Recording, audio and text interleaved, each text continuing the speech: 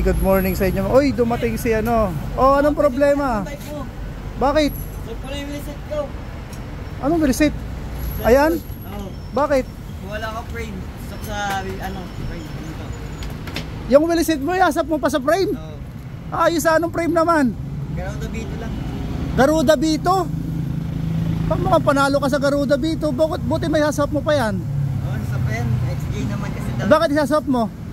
Para hindi nakatolak. Grabe na kasi. Oo nga, tama lang yun. Ayun, kunin mo na yung bike ko. Pumili ka na dyan kung anong gusto mo. Sigurado ka na ba talaga na hindi na magtotolap doon sa frame mo na isaswap? Hindi na yan, straight J Ha? yun. Ay, straight J yun. Ibig sabihin pag straight J yun, hindi na magtotolap. Akala ko naman sa size ng frame yun.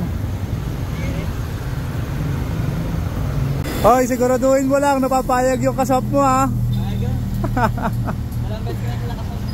Ay. A few moments later. Uy, andito na ang bagong kuha ng LJ na frame ha. Oy, nakuha mo na pala. Ano? Ang nipis ng drop out niya. Pares lang naman yata. Kaso nga lang, parang magtotola pa rin to LJ. Oh. Tignan natin mamaya kung ano, pag nakarga. No? Bagong frame. A few moments later. Ay, ay, ay, ay, ay, ay, ay! Nayari ka ngayon! Ayan, sige, swap pa more. Lusyang naman yan. Lusyang na!